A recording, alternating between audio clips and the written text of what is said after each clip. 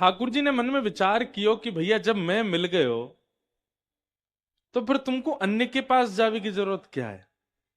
भाई साक्षात आपका यदि संबंध राष्ट्रपति से हो गया तो आप नीचे कार्यकर्ताओं के पास ही क्यों बैठे हो, उन्हीं को रिझाने में क्यों लगे हो, उन्हीं के साथ ही उठ बैठ क्यों रहे हो, उन्हीं के साथ ही आपका इतना वो क्यों है। जब सीधे संबंध उनसे ही है, जब सीधा डायरेक्ट नंबर आपके पास में राष्ट्रपति का है, तो आप किसी और को फोन क्यों करोगे। वो एक प्रकार से समय का भी व्यर्थ है,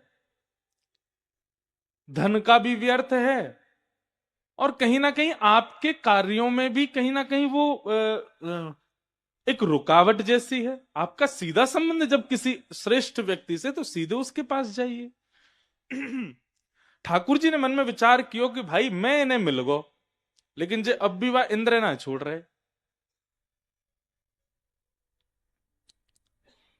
एक बात याद रखिएगा, ठाकुर जी को सबसे ज्यादा चिंता कब होती है, जब हम ठाकुर जी के शरणागत हो जाते हैं और उसके बाद भी हमारे जीवन में घटने वाली घटनाओं पर हमको ठाकुर जी पे भरोसा नहीं होता।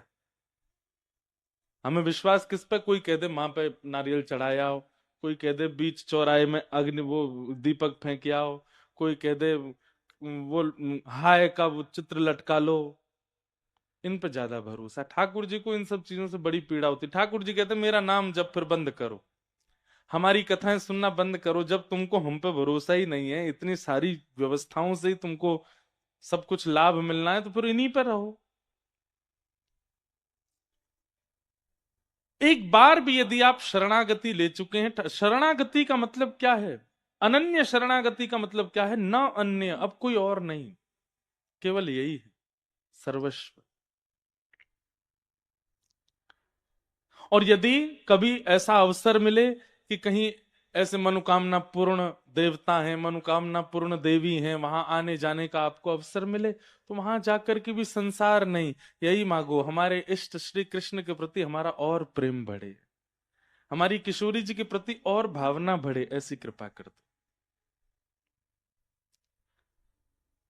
एक बार एक वैष्णव थे, ठाकुर जी की बहुत सेवा करते थे। उनके पत्नी सगर्भा हुई, गर्भ में बालक, लेकिन वो फिर भी सेवा करती थी ठाकुर जी की। ठाकुर जी की बढ़िया प्रसादी बनाई और प्रसादी बना करके ठाकुर जी के सामने पधरा दिया और कपाट बंद करके बाहर आ गई। और बाहर आकर के अपना क्योंकि प्रसाद हम लोग घरों में जैसे लगाते हैं 2 मिनट 5 मिनट, ऐसे नहीं लगता। तो प्रसाद का एक नियम है, 45 मिनट 1 घंटा तक ठाकुर जी पाए प्रेम से कम आधा घंटा तो होना ही चाहिए।